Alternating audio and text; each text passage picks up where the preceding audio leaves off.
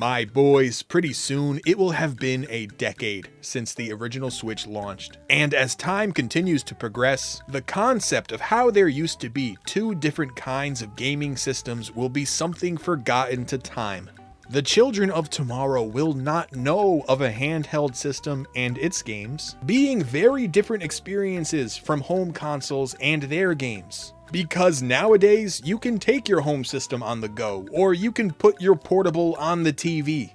They will never understand the pain of finding out Battle for Bikini Bottom on Game Boy was an entirely different game than Battle for Bikini Bottom on GameCube. Now they can just play a big, intensive game like Cyberpunk on the TV and then take it with them on the go to grandma's funeral.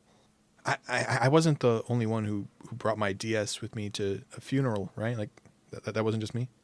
The creation of a hybrid system was a crazy, monumental leap for gaming.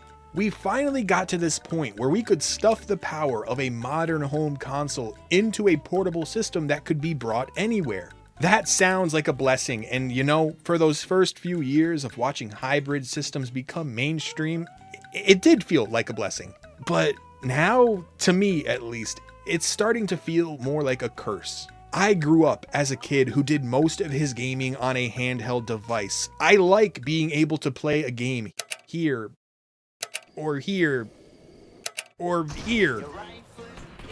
Cause while portable systems provided less intensive games than home consoles, it didn't really matter because it was portable. You could bring it anywhere, whip it out at a moment's notice, don't make that weird, and then shove it back in your pocket and go on about your day. And now, in the modern day, with a hybrid system like the Switch, I can play an intensive game like Doom Eternal here, or even back here, but I can't fit this thing in my pocket. You see, they call hybrid systems like the Switch and the Steam Deck portable, and they do live up to the definition of that word. I mean, I can take this system with me anywhere. Although it's just nowhere near as practical as portable gaming used to be.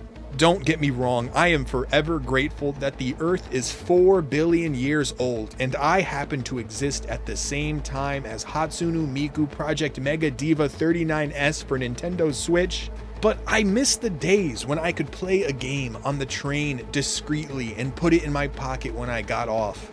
I can still do that, and to a better degree, because I can play a more intensive game. But this isn't discreet, and it's not going in my pocket. I feel as if a hybrid system isn't focused on embracing the core values of both console gaming and handheld gaming, but rather focuses purely on the fact that you can now bring the power of a home console with you anywhere. Which kinda completely undermines Nintendo's philosophy toward portable gaming.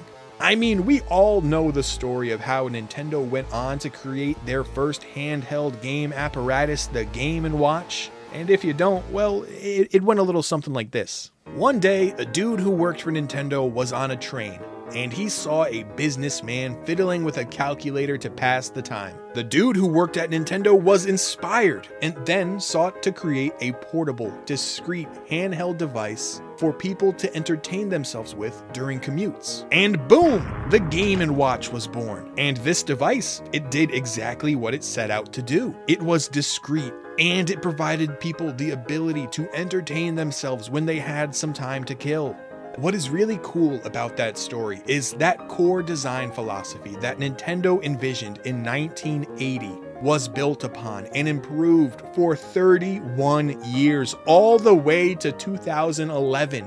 Over those 31 years, the Game & Watch evolved into the Game Boy, which improved upon itself until they created the DS, which also continued to improve upon itself. There were 7 different iterations of Game Boy systems and 10 iterations of DS systems. But even after 31 years of upgrades, the plot was never lost.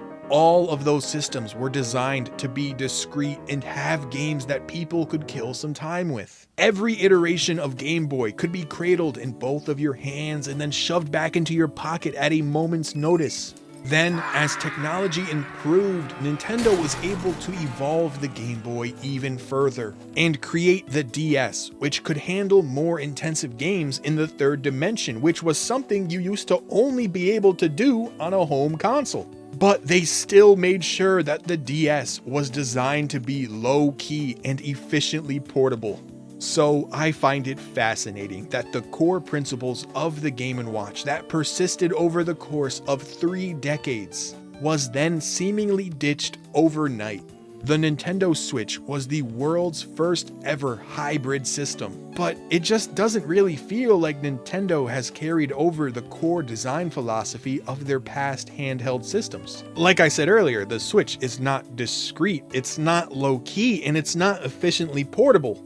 I'm not hating on the Switch, this is probably my favorite invention since stuffed crust pizza. I love this thing, I really do. I just also really miss how easy it was to bring a Game Boy or a DS with me places. The Switch just isn't as seamless to bring with me places, and it's not as low-key to whip out in public. Don't make that weird. Though I will say that I don't think this issue of a hybrid system lacking convenient portability is a long-term issue. I would like to imagine that as time passes and technology advances, Nintendo will seek to improve the portability of the Switch. I mean, maybe I'm bugging, but I think after the Switch 2, since that system is already on the heels of modern graphics, it makes sense for Nintendo to prioritize making the next system more portable. Like I said, maybe I am bugging, but I can see a future where the next Switch is more or less the same power-wise, but utilizes something like a foldable display to improve the portability.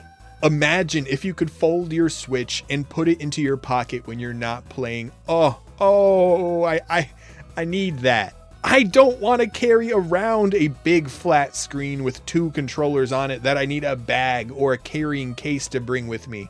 I want subtlety. I want some low-key shit. And you cannot blame me for that because like I said, I grew up with mainly playing games on a handheld system. So those core design philosophies of old Nintendo handhelds were unknowingly seared into my brain. And because of that, it's not just the physical design of hybrid systems that I find myself pretty iffy on. No, it is also the design of the games. Now, this aspect is definitely less of an issue. Maybe it's not even really an issue at all. I kind of just want to explain how growing up with Nintendo handhelds being my main way of playing video games has affected my current experience of video games as a whole. Cause just like how Nintendo had a core design philosophy built around the physical structure of their handhelds, they also had a core design philosophy for the way that they created games for their handhelds. They understood that handheld gaming wasn't just a smaller version of console gaming, it was an entirely different experience. And they leaned into what made it unique. A home console is something you sit down in front of. You put aside time to immerse yourself in that experience. A handheld system is smaller, it's less powerful. It is something that you take with you to kill time in between whatever you're doing. So, the games for Nintendo handhelds were purposefully designed to be played in short bursts. On the bus, between classes, during a break, it was something you could pick up and play and put back in your pocket. And I really like that structure of game design. I do love losing myself in a massive game for hours as I get sidetracked and explore the world, but that's mainly for when I can relax enough to be comfortable doing that uninterrupted. Not when I'm out in public, it's not the same experience. Like, if I'm playing Paper Mario at home, I can carve out a good chunk of the game, maybe even finish an entire chapter in one sitting, so that when I pick it up again, I'm starting a new mission. But if I'm playing Paper Mario portably, out in the real world, I may make some progress, then I'll have to put the game down and go about my day. Which makes it so when I pick the game back up after a few hours, I forgot what I was in the middle of, or what I was supposed to do, or where I was supposed to go. Now, a lot of people don't like games designed with the intent of being picked up and put down sporadically, and I can't blame them, but for me, that's how I grew up. So it's kind of my preferred way to play sometimes, especially when I am out and about. But yeah, that doesn't really upset me as much as the physical design for hybrid systems, because there are still games being made to be played in short bursts. Maybe not as many as there once was, but they're still present. And just like my gripes with the physical aspect of the system, there are going to be people who don't see it my way and don't care, but I care. I can't be the only one, right? There's got to be some others who feel the same, right? I don't know. I kind of just wanted to vent out my thoughts about the current state of hybrid gaming and how there are just a lot of aspects of old handheld gaming that I miss. So if you feel the same, go yell at me in the comments and let me know what other aspects of handheld gaming that you miss. And if you don't agree with me, well, go yell at me in the comments all you want, but no one could ever make me hate the Game Boy Micro.